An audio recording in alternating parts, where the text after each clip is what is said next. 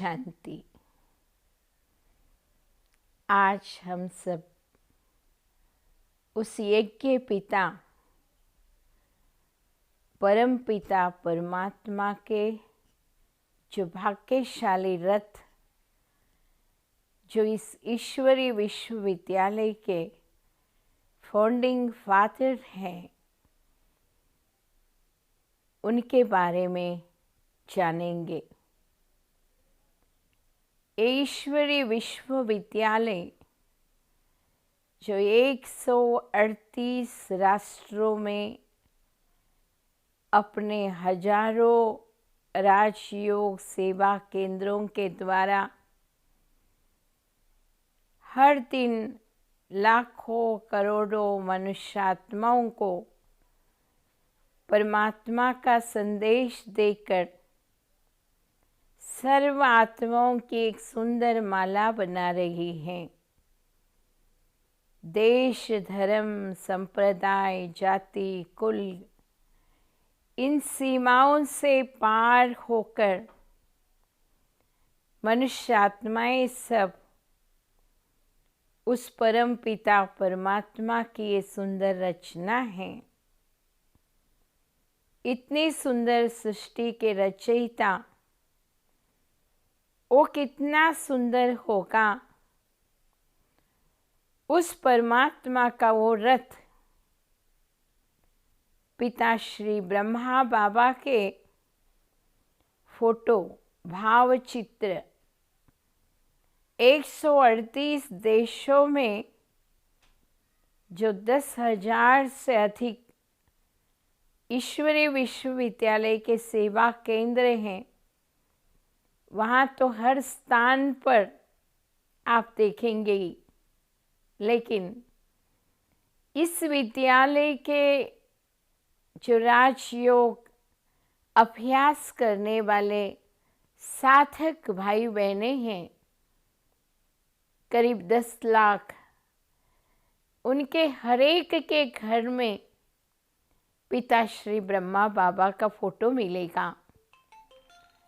लेकिन आश्चर्य की बात ये है, उस फोटो की पूजा न तो गुरु के रूप में पूजी जाती है, न तिलक माला आरती की जाती है, बल्कि एक आदर्श के रूप में उस फोटो को रखा जाता है घर में। तो इतने महान व्यक्तित्व के धनी वो पुण्य पुरुष, महान पुरुष जो इतने महिलाओं की एक रूहानी सेना को तैयार करके गया, वो कौन हो सकता है? आप देखेंगे लाखों करोड़ों सन्यासी अपने गृहस्थ जीवन को त्याग करके सन्यास लिए हुए हैं। बहुत सारे आध्यात्मिक पुरुष इस आध्यात्म पथ पर जीवन में त्याग किए हुए हैं, लेकिन पिता श्री ब्रह्मा बाबा ही एक ऐसे महान पुरुष रहे जो 1937 में एक महाक्रांति के, शांति के क्रांति के नेतार बने। सिर्फ नेतार ही नहीं, महिला शक्ति, महिला शक्ति जिसको अबला कह करके 4 दीवार के अंदर कैद किया जाता था, उसकी सेवा की सीमाओं को 4 दीवार तक ही सीमित रखा जाता था। जिसके बुद्धि को, विद्या को, विशेषता को महत्व नहीं दिया जाता था, उस जमाने में सिंध कराची में परमात्मा का ये भाग्यशाली रथ पिता श्री ब्रह्मा बाबा उन कन्याओं माताओं की एक बहुत बृहद रूहानी सेना तैयार की। उस रूहानी सेना के सेनानी के रूप में आज भी ब्रह्मा बाबा अपने अव्यक्ति स्वरूप द्वारा सेवारत हैं। एक बहुत अद्भुत विचित्र बात है, जिन्हें अबला कहा जाता था वो अबलाएं नहीं, नारी नरक का द्वार नहीं, नारी स्वर्ग का द्वार है। ऐसे कहते हुए बाबा ने नारी को एक पूज्य स्थान दिया। पूज्य स्थान का ये मतलब नहीं कि उनकी मूर्ति बना करके मंदिरों में पूजने लायक बनाया, कदापि नहीं। वही नारी के शक्ति के अंदर आत्माओं को जागृत किया। उठो, जागो, परमात्मा इस धरा पर आए हैं। कलयुगी सृष्टि जाने वाली है, सतयुगी सृष्टि आने वाली है। उस स्वर्ग का द्वार खोलने के लिए तुम्हें निमित्त बनना है। तुम अबला नहीं सबला हो। ऐसे नारा लगा करके उस स्त्री की सोई हुई शक्ति को जागृत करने का श्रेय पिता श्री ब्रह्मा बाबा को जाता है। आज शुद्ध अभिमान के साथ, गर्व के साथ हम कह सकेंगे कि इस ईश्वरीय विश्वविद्यालय में श्वेत वस्त्रधारिणी बाल ब्रह्मचारिणी 40,000 से अधिक कन्याएं समर्पित हैं। अपने आप को ईश्वर की सेवा में समर्पण कर चुकी हैं और मनोपरिवर्तन के द्वारा विश्व परिवर्तन का कार्य हाथ में लिए हुए हैं। तो ये एक पिताश्री ब्रह्मा कौन है, क्या थे पहले, इनके बारे में जानेंगे। पिताश्री ब्रह्मा बाबा शिव बाबा की प्रवेशता से पहले एक वज्र के व्यापारी थे, डायमंड मर्चेंट। लेकिन वो एकदम डायमंड मर्चेंट नहीं बने। दादा लेखराज इनका लौकिक नाम था, लेखराज कृपलानी। सिंधी वैष्णव थे बाबा। तो लेखराज कृपलानी छोटेपन में माँ शरीर छोड़ी थी। पिता भी 20 वर्ष के उम्र में गुजर गए। तो चाचा के साथ अनाज के व्यापार में दादा सहयोगी बने। धीरे धीरे अपने बुद्धिमत्ता के द्वारा, व्यापार में कुशलता के द्वारा ऊपर चढ़ते चढ़ते दादा लेखराज वज्र के व्यापारी बन गए। बहुत सात्विक वृत्ति के थे। दादा लेखराज सिंध समाज में बहुत ही सम्मान के पात्र थे। किसी के घर में, संस्था में कुछ भी होता तो दादा लेखराज के पास समाधान हेतु लोग आते थे। इतना सम्मान सिंध समाज में बाबा को था। बाबा विष्णु के भगत थे। रोज गीता पाठ करने बिना पानी भी नहीं पीते थे बाबा। बाबा अगर सफ़र भी करते, जर्नी भी करते, तो भी भगवत गीता अवश्य हाथ में होती थी। बहुत भक्ति भाव से बाबा रोज 12 गुरुओं को खिलाने बिना खुद भोजन स्वीकार नहीं करते थे। इतनी भक्ति भाव बाबा का था। तो बाबा के घर में पहले से सत्संग चलता था। बाबा के गुरु बाबा के घर के आंगन में एक बार सत्संग करने लगे, तो बाबा ने परमात्मा से संबंधित कुछ प्रश्न पूछा, लेकिन समर्पक उत्तर नहीं मिला। बाबा को संतुष्टि नहीं हुई गुरु के उत्तर से। हमेशा बाबा सत्संग में गुरु के आगे बैठते थे, फर्स्ट लाइन में। उस दिन भी बैठे थे बाबा, लेकिन एकदम बाबा को कुछ प्रेरणा हुई, अंदर से कुछ प्रेरणा हुई, तो बाबा सत्संग में से उठे, चले अपने कमरे में। जो बाबा का एक कमरा ध्यान के लिए बना हुआ था, जहाँ विष्णु चतुर्भुज की मूर्ति रखी हुई थी। तो बाबा वहाँ गए, टांग पर टांग चढ़ाकर बाबा पद्मासन में बैठ गए, और बाबा की बहू राधिका, जिसे ब्रिजेंद्रा दादी कहते थे, तो बाबा की बहू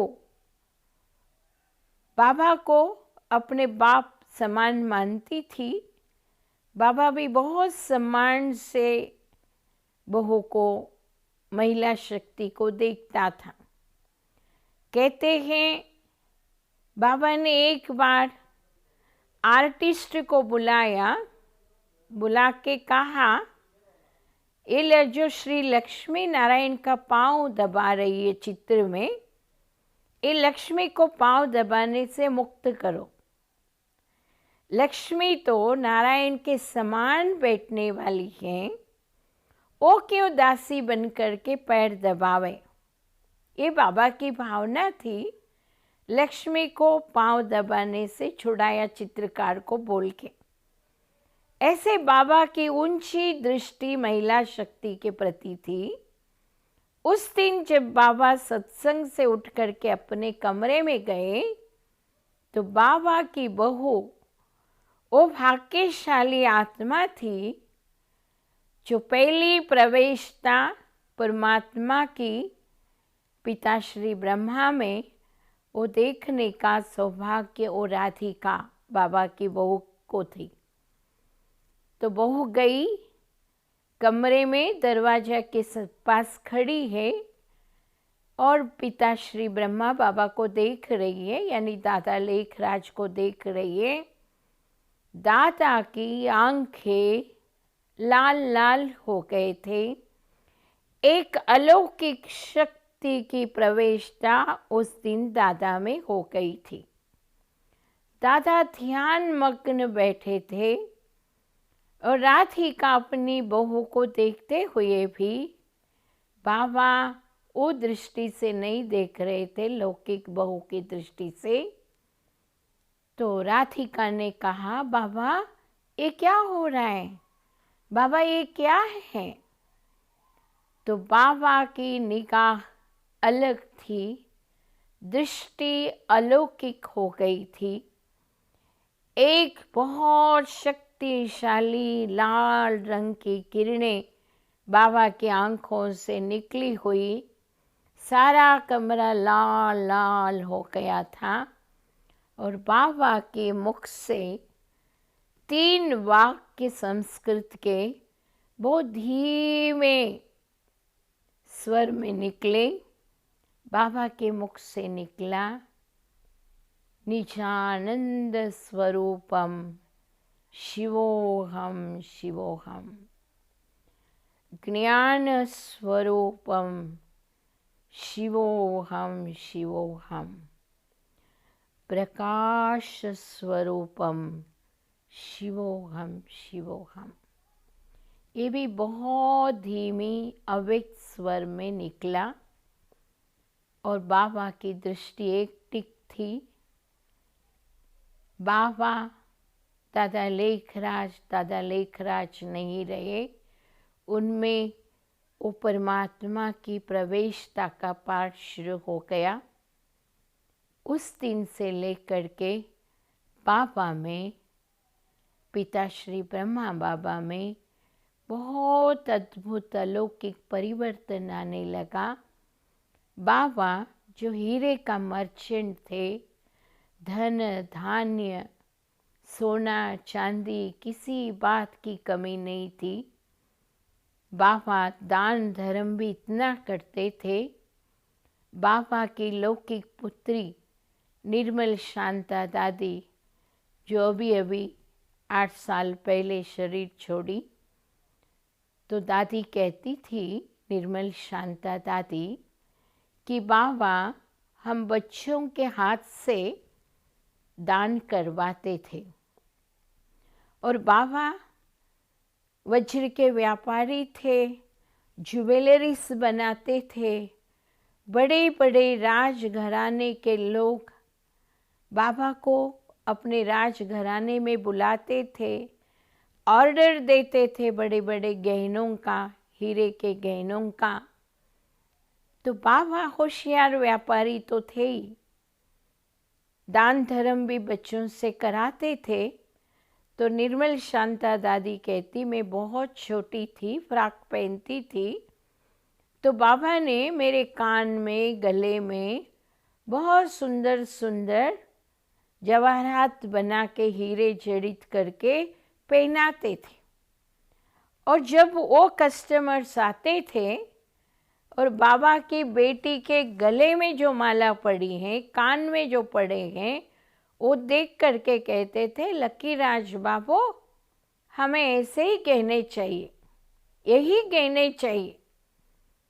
तो बाबा बच्ची को कहता था, बच्ची वो खोल करके दे दो, नया ही तो है, आपको बाबा फिर दूसरा बना के देगा।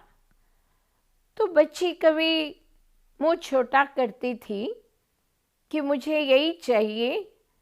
तो बाबा हंसी मजाक में कहते थे, अच्छा बहुत अच्छा है, बच्ची को ना कल की बनी हुई बासी की शिरा पूरी खिला देना, ताजा पूरी शिरा नहीं खिलाना, बच्ची को बासी पसंद है ना। मतलब बच्चों को सुधारने का ढंग बाबा का कितना अलौकिक था। ऐसे कह के युक्ति से बाबा वो ज्वेलरी बेच देते थे और फिर नया बना के डालते थे। कभी निर्मल शांता दादी विदेश गई, क्वीन विक्टोरिया के म्यूज़ियम में। तो वहाँ म्यूज़ियम देखते देखते निर्मल शांता दादी ने कहा, ये जो सिर में पहनने का बकल रखा हुआ है, इसके अंदर से म्यूज़िक आती है। तो वहाँ के जो गार्ड्स थे सिक्योरिटी के, उनको घबराहट हो गई। ये श्वेत वस्त्रधारी बुजुर्ग महिला ये क्या बोल रहे हैं? जो हेयर बैंड रखा हुआ है बकल, उसके अंदर से म्यूजिक निकलती बोल रही। तुरंत वो समाचार राजघराने में रानी जी को पहुंचाया गया। तो रानी जी ने निर्मल शांता दादी को अपने पैलेस में बुलाया। बाद क्योंकि वो जानती थी दादा लेखराज से वो बकल बनवा के लाई थी जिसमें म्यूज़िक निकलता था, वो निर्मल शांता दादी जानती थी। तो बहुत रेस्पेक्ट के साथ दादी जी का रानी जी सम्मान किए। ऐसे बाबा की गाथा, बाबा की महिमा बहुत दूर दूर फैली हुई थी। एक बार उदयपुर के महाराजा का राज्यसभा चल रही थी। उसी बीच बाबा का जाना हुआ। तो दादा को देख के उदयपुर के महाराजा स्वयं तख्त से उठे, उठ करके लकीराज बाबू आइए ऐसे कह के अपने बाजू में बिठा लिया। एक राजा और एक व्यापारी, लेकिन बाबा को इतनी ऊंच निगाहों से राजाओं ने देखा। कहा, लकीराज बाबू, गलती से भगवान ने हमें राजा बनाया, सारे राजाई लक्षण आपके अंदर हैं, आपको राजा बनाना था। मतलब बाबा की जो पर्सनालिटी थी ना, व्यक्तित्व बाबा का, जो लंबा कद, श्वेत वर्ण, और बाबा की वो सफेद श्वेत पैरवाइज, और बाबा की आंखें, बाबा का मस्तक, सब कुछ राजाई लक्षण वाले थे। वो गंभीरता, वो हर्षित मुक्ता, सारे राजाओं के लक्षण दादा लेखराज में थे। तो इतने सम्मान के पात्र रहे बाबा। चलो चलते हैं। शिव बाबा की जब प्रवेशता हुई तभी दादा लेखराज की आयु करीब 60 वर्ष की थी। उस टाइम दादा को एकदम वैराग्य आया कि बाबा जो वज्र का व्यापार करते थे, डायमंड मर्चेंट थे, तो कहा ये पत्थर नजर आने लगे हैं हमें, ये पत्थरों का व्यापार क्या करूं मैं। अल्लाह को अल्लाह मिला, बे को बादशाही, तो गदाई से क्या काम। उनको ये सांसारिक जीवन, ये व्यापार व्यवहार, गदाई यानी बोझ, भार लगने लगा। तो अपने पार्टनर को बुलाया, कहा जो भी मेरे पार्ट में आता है डिवाइड करके मुझे दे देना, बाकी आप व्यापार चला लेना। बिना कोई तर्क के बाबा ने वो पार्टनर की बात को स्वीकार किया। जो भी हिस्से में आया बाबा ने स्वीकार किया। कितना आया कहीं लिखा हुआ नहीं है, लेकिन 14 वर्ष तक 400 बहनों को, खास माताएं कन्याएं थे, थोड़े भाई गिनती के थे, उनकी पालना 14 वर्ष तक बाबा की जो कमाई थी व्यापार की, उसके ऊपर चली। आप सोच सकते हैं 14 वर्ष 400 बहनों की पालना एक जगह रख करके करना, कितना बाबा ने समर्पण किया होगा धन संपत्ति। कहीं भी मुंह खोल करके बाबा एक शब्द नहीं बोला, मैंने इन कन्याओं माताओं को संभालने के लिए इतना लगाया हूं, कहीं भी नहीं। और बाबा को विशेष साक्षात्कार हुआ विनाश का। तभी हिरोशिमा नागासाकी में अभी तक बेबी बॉम्ब, ट्रायल बॉम्ब भी नहीं फेंका था।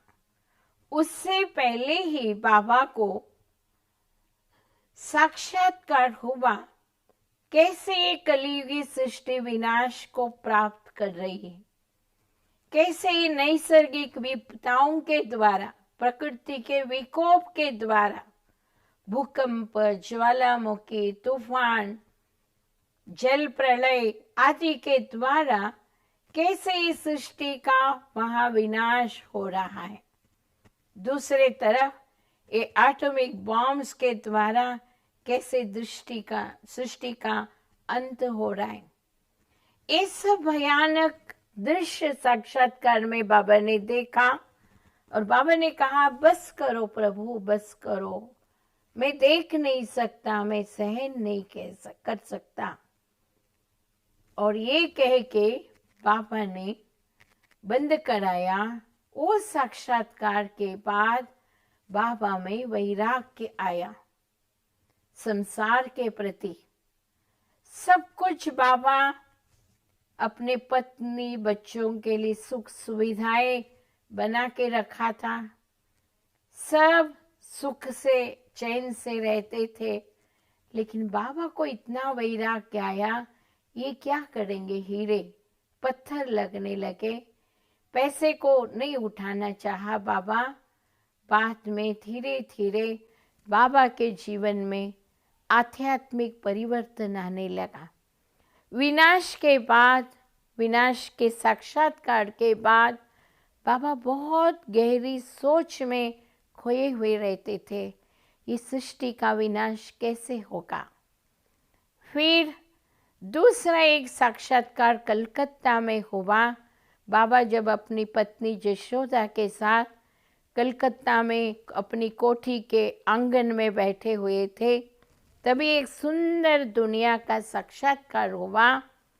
सुंदर सुनहरे सतयुगी दैवी सृष्टि, जहाँ पर आत्माएं ऊपर से नीचे आ रहे हैं, सितारे आत्माएं और देवी देवताओं का शरीर धारण करके बहुत सुंदर रास खेल रहे हैं। वो आनंदमय सृष्टि थी और आकाशवाणी हुई कि तुम्हें ऐसी दुनिया बनानी है, तुम ही ब्रह्मा बन करके नई सृष्टि के स्थापना अर्थ निमित्त बनोगे। ये वाक्य सुन करके बाबा ने सोचा, मैं कैसे बन सकता हूँ नई सृष्टि के निमित्त, मैं कैसे ब्रह्मा सृजनहार बन सकता हूँ। बाबा सोच में पड़ गया।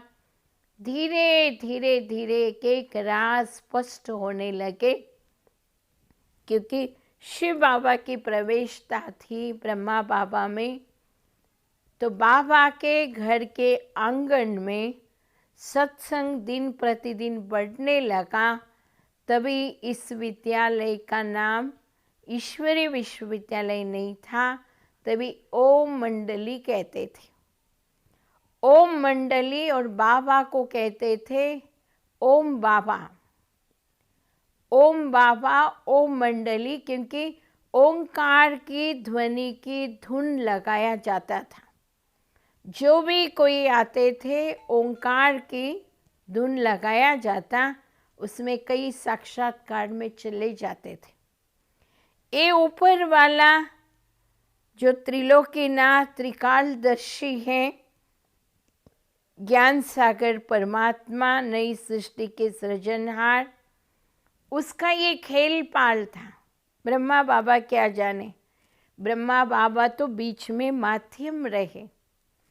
शिव बाबा परमात्मा ने पिता श्री ब्रह्मा बाबा के शरीर में परकाया प्रवेश होकर के ये सब खेल रचा। खींचने वाला, आकर्षण करने वाला शिव बाबा था, न कि ब्रह्मा बाबा। लेकिन लोगों को शिव बाबा दिखाई नहीं देता, तो ब्रह्मा बाबा को ही सब कहने लगे कि ऐसे ऐसे ये स्त्रियों को आकर्षण करता है। माताएं, कन्याएं सब छोड़ करके ये दादा लेखराज के सत्संग में भाग रहे। ऐसे सिंध समाज में भूकंप जैसे मच गया प्रारंभ में। अच्छे अच्छे बड़े बड़े घराने की महिलाएं, कन्याएं जो घर के अंदर बंदी थे, सामाजिक बंधन था, पुरुष तो विषय लोलुपता में डूबे हुए थे, ब्रिटिश सरकार था, इंग्लिश संस्कृति का प्रभाव था, सिंधी माना फैशन, शराब, जो अशुद्ध चीज़ें नहीं खानी चाहिए वो भी खाते थे, तो तामसिकता का राज्य था। वैसे समय में परमात्मा ने पिता श्री ब्रह्मा को सेलेक्ट किया, उनको अपना माध्यम बनाया और परकाया प्रवेश होकर के कार्य शुरू किया।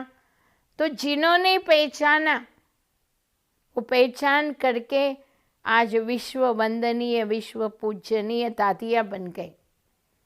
तो शुरू में बड़े बड़े घराने की माताएं, बहनें, कन्याएं आने लगे ओम मंडली में, और अपने किसी को कोई बात का दुख था, किसी को कोई कष्ट था, तो वो सब भूलने लगे। दुख के पात्र उनका पूरा हो गया, खुशी मिल गई। ये सब श्री कृष्ण के भगत थे, तो ऑटोमेटिकली इनको जब भी आते तो श्री कृष्ण का साक्षात्कार होता था। वो मस्ती में, साक्षात्कार में डांस करती थी खुशी खुशी से, और बहुत मन को तसल्ली, चैन, समाधान, शांति मिल जाती। तो उनके जीवन में परिवर्तन आने लगा। फैशन छोड़े, तामसिक भोजन स्वीकार करना छोड़ दिए, बहुत कुछ सात्विक परिवर्तन आने लगा। जो घर में पुरुष थे, व्यसनी थे, उन्होंने सोचा ये क्या हो रहा है, हमारे घर की स्त्रियां वहाँ जा कर के ये सब अशुद्ध खान पान आदि छोड़ रहे हैं, ऐसे ही छोड़ेंगे तो क्या होगा। ये सोच करके वहाँ के मुखिया लोग एक संगठन बनाए और बाबा के कार्य में विघ्न डालने की कोशिश किया। माताएं कन्याओं को रोकने के बाद भी वो नहीं रोके, क्योंकि उनको जो चाहिए था परमात्मा की प्राप्ति वो ओम मंडली में मिलने लगी थी। तो वो तो मस्त थे अपनी मस्ती में, लेकिन मुखिया लोग बहुत पिकेटिंग करने लगे, यहाँ तक कि कोर्ट में भी बाबा को केस में खींचा गया। लेकिन उस टाइम पर मातेश्वरी जगदम्बा सरस्वती जिसको हम प्यार से मम्मा कहते, वो 14 वर्ष की आयु में बाबा के यज्ञ में आई, और बाबा की लौकिक पत्नी जशोदा बाबा का राइट हैंड बन करके बाबा के हर कर्तव्य में साथी रही, सहयोगी रही। और बाद में मम्मा जब आई 14 वर्ष की उम्र में, वो तो एक बालिका थी, 10th पढ़ने वाली, लेकिन उसके अंदर सारे भविष्य में श्री लक्ष्मी बनने के सारे लक्षण थे। तो मम्मा को देखते ही बाबा ने कहा ये यज्ञ माता सरस्वती है। वैसे गुण संस्कार बाबा को उसमें दिखाई दिए, तो बाबा ने इस संस्था में पहली एडमिनिस्ट्रेटिव हेड के रूप में मम्मा को यानी जगदम्बा सरस्वती को रखा। पहले ओम राधे कहते थे मम्मा को, लेकिन जगदम्बा सरस्वती मम्मा के रूप में रखा ताकि माताएं कन्याओं की संभाल कर सके स्थूल में, क्योंकि ब्रह्मा बाबा का पुरुष तन होने के कारण कलयुग के कायदे की सीमा में अलग घर में रहते थे अपने परिवार के साथ, और कन्याएं माताओं की देखभाल के लिए मम्मा को रखा था अलग अलग भवन में। ऐसे 14 वर्ष तक इन्होंने कठिन तपस्या की। कोई बाहर का विशेष सेंटर, सेवा कुछ नहीं था। ये राजयोग की तपस्या में अपने आप को तपाए। बाबा मुरली भेजते थे लिख करके, मम्मा सुनाती थी, और 14 वर्ष तक ये तपस्या करते रहे। लेकिन 1950 में हिंदुस्तान पाकिस्तान तो 1947 में अलग हो गया, उसके बाद भी पाकिस्तान में ही रहे। बाद में बाबा की प्रेरणा अनुसार, बाबा की इच्छा अनुसार आबू के अंदर मकान देखा गया। आबू तपस्वियों की, ऋषि मुनियों की तपस्या की भूमि रही। तो भगवान की प्रेरणा अनुसार ये सब पाकिस्तान गवर्नमेंट से बातचीत करके जो भी बाबा की प्रॉपर्टी थी, सब प्रॉपर्टी पाकिस्तान गवर्नमेंट ने यथार्थ दाम दे करके खरीदा, और बहुत सुख से प्यार से इन्हें विदाई दिया। कहते हैं पाकिस्तान हिंदुस्तान का जब झगड़ा चल रहा था, तभी ओम मंडली के सदस्यों के बाल तक बांका नहीं हुए। वो कहते थे मुसलमान भाई, ये अल्लाह के बंदे हैं, फरिश्ते हैं, इनको छूना नहीं, हाथ नहीं लगाना। इतने सेफ्टी में वहाँ पाकिस्तान में ये लोग रहे, क्योंकि अल्लाह के फरिश्ते थे। किसी को अहित के कोई बात नहीं हुई तो उन्होंने सम्मान पूर्वक इनको विदाई किया। 1950 के बाद ये संस्था माउंट आबू आई। माउंट आबू हिल स्टेशन है, वहाँ बहुत ठंडी थी। ठंडी में विशेष पोखरना बिल्डिंग, एक राजा की कोठी को लिया गया पुराना। वहाँ पर बाबा ने इन कन्याओं, माताएं और थोड़े भाई गिनती के उनकी पालना किया। देखिए, इतने वर्षों तक बाबा ने, जैसे ये बड़े बड़े घराने से आए हुए थे, बहनें कन्याएं जिनको अभी हम दादियाँ कहते, बहुत बड़े बड़े श्रीमंत घराने के त्याग करके आए थे, तो आते ही उन्हें बाबा ने त्याग का पाठ नहीं सिखाया। उनको जैसे थे वैसे रहने दिया, तपने दिया योग तपस्या में। जैसे जैसे ज्ञान की गहराई में वो जाते रहे, फिर उनको ये आभूषण भी फीके लगने लगे, ये रेशम के रंगीन कपड़े भी अच्छे नहीं लगने लगे। तो स्वयं ही स्वयं समझ के आधार से माताएं कन्याओं ने वो आभूषण भी उतारे और रंगीन कपड़े भी उतारे, श्वेत वस्त्र स्वयं की इच्छा से धारण किए। और बाबा ने इनको, जैसे घर में ये पले हुए थे श्रीमंत घराने में, वैसे ही बाबा संपन्नता पूर्वक, सम्मान पूर्वक इतनी पालना किया। दूध घी में हाथ धुलवाया बाबा, इतना संपन्न रखा। लेकिन जब माउंट आबू आए तो बाबा के पास जो भी धनराशि थी, आप सोचिए इतने वर्ष पालना किए बाबा, तो कितना धनराशि लगाया होगा, सब खत्म खत्म हो चुका था। फिर वो भट्टी बननी थी ना, 14 वर्ष की जो तपस्या की भट्टी, जैसे ईंट की भट्टी होती है, कच्चे ईंट को आग में तपाया जाता, पकाया जाता तो मजबूत होते हैं।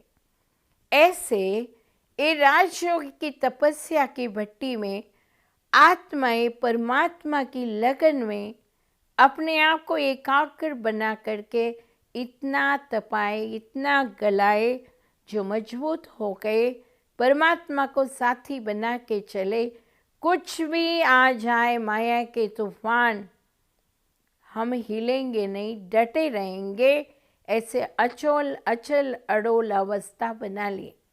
लेकिन माउंट आबू आए तो बहुत सर्दी और बेगरी पार्ट, यानी साधारण दिन, पैसे खत्म हो गए तो डोडा माना जो बाजरे की आटे की बनती है, वो डोडा पिलाया जाता छाछ के साथ। और बहुत साधारण, किसी को सर्दी खांसी होती तो हॉस्पिटल नहीं ले जाते, घर में ही तुलसी आदि का काढ़ा बना के बाबा पिलाता था। तो जो परमात्मा में निश्चय बुद्धि थी, एक परमात्मा को जीवन का आधार बनाया था, वो अंदर से बिल्कुल हिले नहीं, थोड़ा भी संकल्प नहीं चलाए, बस भगवान तो एक साथ है, तो बस सब कुछ मिल गया हमें। इस रूप से जो संतुष्ट होकर के चले, वो आज दादियाँ विश्व वंदनीय बन गए। इस संस्था के लीडर के रूप में वो हम सबको लीड कर रहे हैं। लेकिन थोड़े बहुत लोग जो डर गए, अंदर से हिल गए, अरे ऐसे गरीबी की हालत में कैसे जिएंगे, ऐसे बाजरे का डोडा खा करके कैसे जिएंगे, दवाई भी नहीं, ऐसे काढ़ा पी के कैसे रहेंगे। ये जिनको संशय आया तो परीक्षा की घड़ी थी उनके लिए। कहाँ तक उनको परमात्मा में, उनके कार्य में निश्चय है, वो निश्चय की नींव हिलने की घड़ी आई कईयों की, तो कईयों ने बाबा को छोड़ करके अपने लौकिक के तरफ जाने लगे। हिल गए अंदर से। बहुत दिन के बाद लौकिक संसारिक जीवन अनुभव करके, कड़वापन अनुभव करके, फिर हार करके बाद में बाबा के पास शरणागति लिए। बाबा, हमने गलती किया, आपको नहीं पहचाने, बिछुड़ गए आपसे, फिर कलयुगी दुनिया में चक्कर लगा के आए, आपके अलावा और कोई ठिकाना हमारे लिए नहीं, एक ही हट्टी है शांति पाने का, ऐसे कह के फिर रिटर्न आए थोड़े साल के बाद। लेकिन शुरू में तो गए और बाबा ने खूब तपस्या कराया, और 1950 के बाद बाबा ने दादियों को जगाया एक करके कि गंगा हमेशा बहती है, गंगाएं एक जगह नहीं रुकती हैं, अभी विश्व कल्याण का कार्य करना है। आप लोग एक एक प्रांत में जाओ, भारत में फैल जाओ और एक एक जगह जा कर के मनुष्य आत्माओं को पावन बनने की शिक्षा दो। दादियाँ जो 14-15 वर्ष बाबा के साथ रहे, मम्मा की पालना लिए, एक सुरक्षित वातावरण में पले, कलयुग के विकारों की सेक तक इनको नहीं लगी। इतने पवित्र जीवन, इतना योग युक्त जीवन व्यतीत किए, और बाबा ने जब कहा आप लोग एक एक चले जाओ, तो सोच में पड़ गए। लेकिन जो हिम्मतवान थे, बहादुर थे, उन्होंने कहा बाबा भेज रहे तो जिम्मेवार भी बाबा हैं। ऐसे कह के, गरीबी के ही दिन थे, 2 धोती यानी 2 सफ़ेद साड़ी एक पिसवी बैग में डाला, और बाबा ने कहा जाओ बच्चे सर्विस करके आओ, सेवा करके पतित आत्माओं को पावन बना के बाबा के आगे लाओ। तो ऐसे एक एक दादी एक एक प्रांत में गई। हमारे कर्नाटक में एक हृदय पुष्पा दादी आई। हृदय पुष्पा दादी को सिंधी के अलावा हिंदी थोड़ी थोड़ी आती, इंग्लिश भी नहीं, कन्नड़ तो बिल्कुल नहीं, लेकिन बाबा ने भेजा जाने का टिकट देके। तो दादी आई, बेंगलोर स्टेशन पर उतरी, टांगा में बैठी, घोड़े गाड़ी होती है ना टांगा, उसमें बैठी, कोई दूर के रिश्तेदार का घर का एड्रेस था, उनके घर में गई, वहाँ रही, तपस्वी जीवन व्यतीत किया, उनके घर में फल दूध लेकर के बाहर पार्क में बैठ कर के ज्ञान सुनाती थी। इनकी तपस्या, इनकी आँखों की रोशनी, इनके चेहरे की वो रूहानियत किसी को भी परमात्मा की ओर आकर्षित करता था। तो बड़े बड़े जज जैसे लोग भी आए। दादी कन्नड़ भी नहीं जानती, इंग्लिश भी ठीक तरह से नहीं जानती, तभी कर्नाटक में लोग इतना हिंदी नहीं जानते थे। फिर दादी ने इंग्लिश जो बाबा मुरली में सीखा था, उसी आधार से इंग्लिश में कोर्स कराया, तो जज पक्के हो गए। ऐसे कई पक्के पक्के निश्चय बुद्धि आत्माएं निकले। फिर कोई ने घर लिया, वहाँ सेवा केंद्र शुरू किया, और दादियों ने बिना पैसे के, बिना कोई आधार के, बिना कोई रिश्तेदार के, एक भगवान परमात्मा को आधार बना के चल पड़े। ईश्वरी सेवा अर्थ शेर ने शक्ति बन करके, बहादुर बन करके इस कलयुगी मैदान में कूद पड़े। अपने पवित्रता, अपने तपस्या के बल से जहाँ तहाँ आत्माओं के ऊपर ज्ञान वर्षा करके हरियाली लाए। हर स्थान पर सेवा केंद्र खुल गए। बहुत कुछ मुसीबतों का सामना करना पड़ा। कई विरोध भी करते थे भक्ति मार्ग में रहने वाले, शुरू बाद में सलामी भरते थे, हार मानते थे कि आप तो पवित्र देवियाँ हैं, भगवान के संदेश लेके आए हैं, हमने आपके कार्य में विघ्न डाला, हमें माफ़ करो, क्षमा करो। ऐसे बाद में क्षमा याचना भी करते थे। तो ऐसे बाबा का यज्ञ दिन दुगनी रात चौगुनी वृद्धि को पा रहा है। ये कोई मनुष्य का काम नहीं है। ओ पिता श्री ब्रह्मा बाबा जो बाबा का भाग्यशाली रथ है, वो रथ निमित्त मात्र हैं, कर्ता करविता करन करावनहार ओ शिव बाबा हैं। वो इनमें प्रवेश करके सब कार्य करा रहे हैं। हम तो निमित्त हैं। हम बहनों को इतना पवित्र जीवन देने वाला जीवन दाता वो परमात्मा है। इतना सुरक्षित आनंदमय जीवन सिर्फ हमें ही दिया नहीं, हमें निमित्त बना करके अनेक आप जैसे भाई बहनों को भी पवित्र जीवन, आनंदमय जीवन, संसार सागर में रहते हुए भी कमल पुष्प के समान अपने गृहस्थ को मंदिर बनाने का ज्ञान परमात्मा दे रहे। ये परमात्मा का कार्य वृद्धि को पा रहा है। इसमें सतयुगी आने वाली सुंदर सृष्टि का राज छिपा हुआ है। इसे जानेंगे और पिता श्री ब्रह्मा बाबा की आंखों में हम शिव बाबा को देखते हैं, क्योंकि शिव बाबा इनके द्वारा प्रवेश करके दृष्टि दे रहे हैं। आज भी ब्रह्मा बाबा अव्यक्त रूप में एंजेलिक स्टेज में हमारे साथ हैं। हम अनुभव करते हैं। अव्यक्त बाप दादा का पार्ट भी चलता है। तो बाबा शरीर छोड़ने के बाद भी अव्यक्त रूप से एंजेलिक स्टेज से हमारे साथ हैं। यह हम अनुभव करते हैं। पग पग पर उनके सहयोग का, उनका वरद हस्त का, आशीर्वाद का आज भी हम अनुभव करते हैं। उनके आशीर्वाद का हस्त हमारे सिर पर है। ये भगवान के कार्य लीला थ्रू ब्रह्मा बाबा हमने जाना। इसको जानिए, पहचानिए। साधारण मनुष्य रूप देख करके गुरु जी हैं ब्रह्मा कुमारी सिंह के, ये मान करके ऐसे ही नहीं चलाइए। ये संस्थापक हैं, लेकिन इनके द्वारा कार्य कराने वाला, करने वाला शिव बाबा हैं, जो सदा हैं, अमर हैं। उनका कार्य अंत तक भी चलता रहेगा।